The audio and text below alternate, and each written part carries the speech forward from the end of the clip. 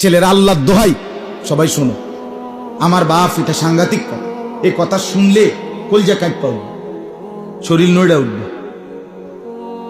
ইমাম শাফি রাহমাতুল্লাহ বলছেন, আয-যিনা কারজুন,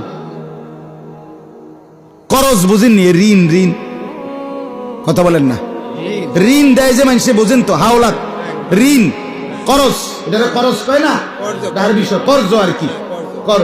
আচ্ছা, কর্জ দিলে শোধ করতে হয়নি, মানে আমি কর্জ যদি নেই তাহলে আমি এটা শোধ করতে বলি, শোধ করা সুন্নত, শোধ করা নফল, শোধ করলে করলাম, না করলে নাই, বাধ্যতামূলক কি করতে হয়? শোধ করতে হবে।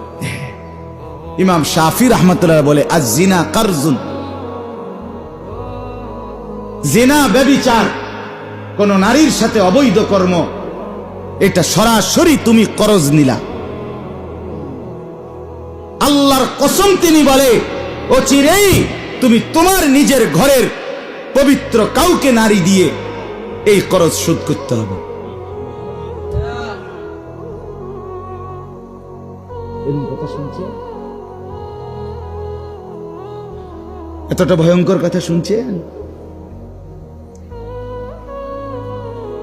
তোমার স্ত্রী, তোমার বোন, তোমার কন্যা, তোমার ঘরের কাউকে দিয়ে এই ঋণ শোধ দিতে হবে।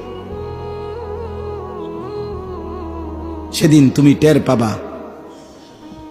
অপেক্ষায় থাকো, ওয়েট এন্ড সি, অপেক্ষা করো আর দেখো। আমার বাপ, এই জন্য আমি বললাম, নড়ে উঠবার মতো কথা, শোধ দিতে হবে। তওবা যদি কেউ না করে, আল্লাহর কাছে যদি গুনাহ না ছাড়ে, তওবা না করে, চোখের পানি না ফেলে, তো অচিরেই এই ঋণ শোধ দিতে হবে। আয-যিনা কারজুন, আল্লাহ আমাকে মাফ করে দেন। এজন্য বাপ, আল্লাহ বলে মর্মান্তিক শাস্তি দেব, দুনিয়াতেও আখিরাতেও। আখিরাতেও আল্লাহ আমাদেরকে মাফ করে দেন।